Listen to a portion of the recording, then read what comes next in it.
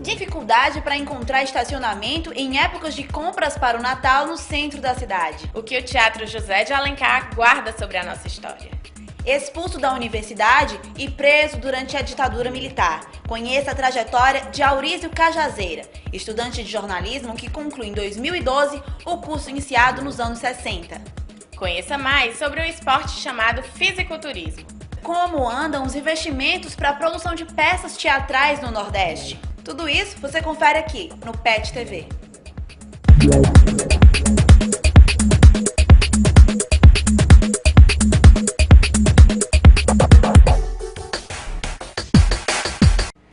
Boa tarde. Boa tarde. Quem vai de carro ao centro de Fortaleza tem enfrentado uma dificuldade: encontrar vaga para estacionar. Não é de hoje que motoristas reclamam do problema, que pode ser uma das causas para os estacionamentos irregulares. Dezembro é o mês das compras para as festas de fim de ano, época em que o centro de Fortaleza fica ainda mais movimentado. Com mais carros nas ruas, aumenta a dificuldade de encontrar uma vaga para estacionar. Quem costuma dirigir por aqui garante que encontrar vaga não é tarefa fácil. A gente precisa estacionar o veículo, vai trabalhar, alguma coisa do tipo, e não tem vagas, a gente fica nesse sufoco aqui no centro. A falta de vagas prejudica também os motociclistas. A população está aumentando, principalmente para a moto, e a dificuldade continua crescendo, porque as vagas são poucas. Por causa da insuficiência de vagas de estacionamento nas ruas do centro de Fortaleza, muitos motoristas param de maneira irregular nas vagas destinadas aos taxistas, que reclamam da falta de fiscalização. Nossa equipe de reportagem flagrou o momento em que agentes da Autarquia Municipal de Trânsito, a AMC, autuavam um motorista por estacionar na vaga de táxi. Infrações como essa estão sujeitas a multa de R$ 53,20, além de 3 pontos na carteira. A gente não é uma vaga para colocar o carro, e as vagas que tem tudo é proibido. Taxista há 38 anos, Edmundo defende que a fiscalização precisa ocorrer com mais frequência. Era para ter um agente de trânsito aqui circulando no centro da cidade, pelo menos nesse período, porque a dificuldade é grande, todo mundo quer parar. Segundo a AMC, 12 agentes da autarquia se revezam durante a manhã e a tarde no patrulhamento do centro. De janeiro até o início de dezembro deste ano, as principais ruas do centro registraram 7.190 multas por estacionamento irregular, o campeão no ranking de autuações. Em muitas ocasiões, a causa dessas irregularidades está na falta de vagas de estacionamento. Entretanto, criar mais vagas nas ruas não está nos planos, porque esbarra no Código de Trânsito brasileiro. Como diz o Código de Trânsito, a circulação ela tem prevalência sobre o estacionamento. Então, assim, justamente a gente prioriza a circulação. Então, corredores como a Barão do Rio Branco, Senador Pompeu, Major Facundo, ela não tem capacidade de ter estacionamento dos dois lados da via, né? Então, há de se proibir um lado em benefício da circulação. O Teatro José de Alencar é mais do que um ponto turístico. É um símbolo da cultura cearense que guarda a memória de um povo, como mostra agora Débora Lopes. Carregando o nome de um dos maiores escritores da literatura brasileira, o Teatro José de Alencar, criado há 101 anos, é ícone de cultura. Na parte principal do teatro encontra-se a sala de espetáculos. Ela é dividida em térreo, onde ficam as frisas, pelos camarotes, exclusivo aos nobres, e na torrinha, motivo de riso para os ricos, o local é destinado às pessoas mais pobres daquela época. Pequenos detalhes guardam a memória do artista que nomeia o teatro.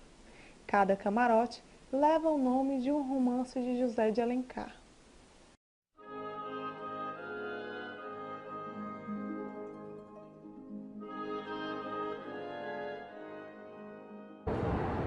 Ao sair do camarote, os nobres seguiam por esse corredor exclusivo rumo ao salão nobre. Quem passa pelo teatro recorda a memória de personagens como a bailarina fantasma, que assusta e encanta os visitantes.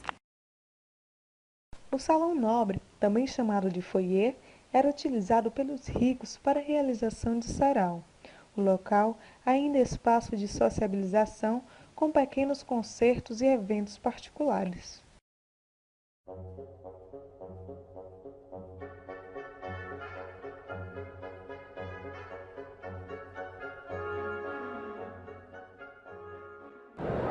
Teatro José de Alencar guarda em sua estrutura memórias de artistas que hoje nomeiam os principais espaços do ambiente, como o bailarino e coreógrafo Bianchi, a atriz e diretora Nadir Saboia e Muriçoca, o funcionário mais antigo do teatro. No quadro Entrevista, um estudante de jornalismo conta como seu curso foi interrompido pela perseguição política durante a ditadura militar.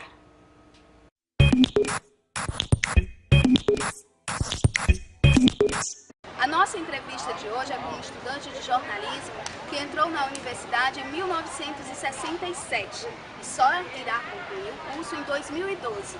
Vamos saber o que aconteceu durante esse intervalo de tempo agora, com Aurísio Cajazeira. Por que, Aurísio? Só em 2012, por que não em 1971, como seria o previsto? Em virtude das perseguições políticas que aconteceu na época e do comprometimento do próprio sistema interno da Universidade Federal do Ceará, ou seja, de coordenadores e alguns professores que eram do comando de caça aos comunistas e que perseguiam os estudantes, principalmente a liderança dos estudantes. Você foi expulso em 1971, você já estava no último ano, você foi expulso, depois você foi preso, você foi levado para onde? Na realidade, eu fui levado daqui de Fortaleza para Recife, onde passei mais ou menos um ano e pouco, decidido de voltar ao Ceará, com perseguição política. Você também foi perseguido em São Paulo, você teve transferência da UFC, como foi essa história lá em São Paulo? O que aconteceu? Na realidade, eu consegui duras penas aqui, através do meu pai, que veio falar comigo. Aí, eles concederam essa transferência para mim, mas junto com essa transferência, por fora, a nossa revelia, eles mandaram um documento daqui, um telegrama, dizendo que eu era um subversivo perigoso, classificado até como terrorista, que eu treinava luta armada. Por que chamavam isso? Subversivo é porque, na realidade, nós éramos contra a ditadura militar. Chegamos a quebrar ônibus, incendiar ônibus, né?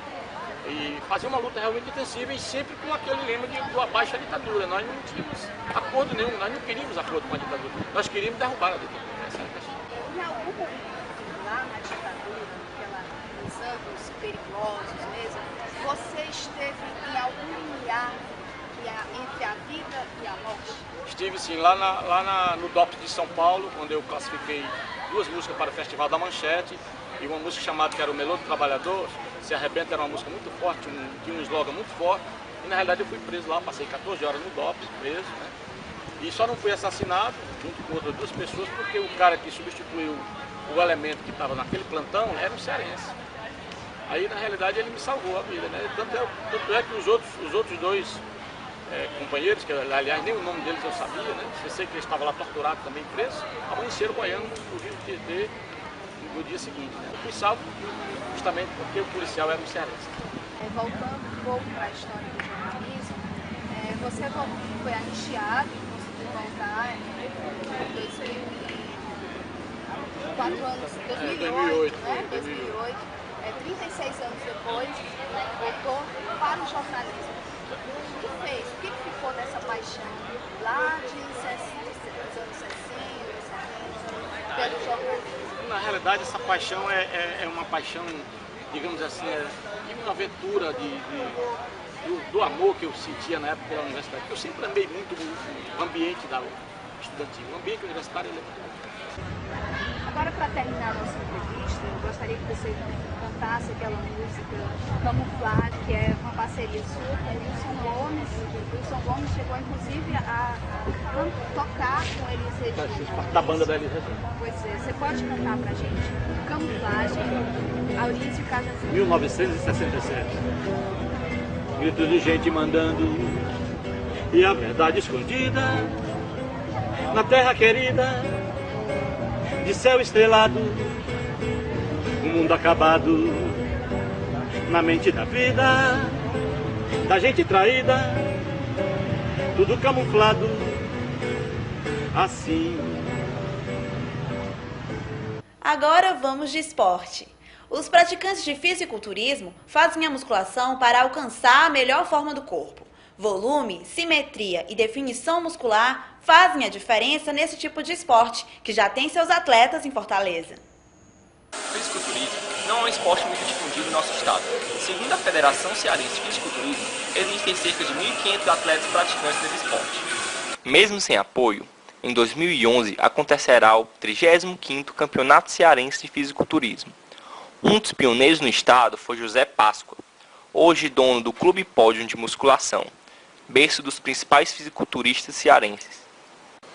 E quando foi, agora no ano de 1984, precisamente no dia 14 de abril, foi inaugurada a Pódio, né? E eu comecei a criar campeonatos para meus atletas, que em 1986 eu já abri para o Ceará todo. Caruso Lee é atleta e personal trainer. My hands are so numb. My grandmother sucked my dick and I didn't come. Smacked this whore for talking crap. So what if she's handicapped? The bitch said Bizarre couldn't. Eu comecei no fisiculturismo a partir de 2003, quando eu vi um atleta dos Estados Unidos vindo ao Brasil, que o nome dele é Nasser El Sambate. Um cara muito grande mesmo. Então daí então eu pensei, poxa, eu preciso ficar igual esse cara.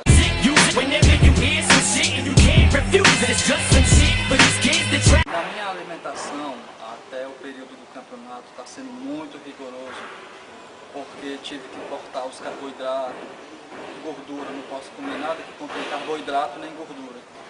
Proteína muito de frango, peito de frango, peixe, clara de ovos, que é a proteína natural, muita verdura, muito legume. Aumentei a quantidade de água, que são 7 litros de água por dia.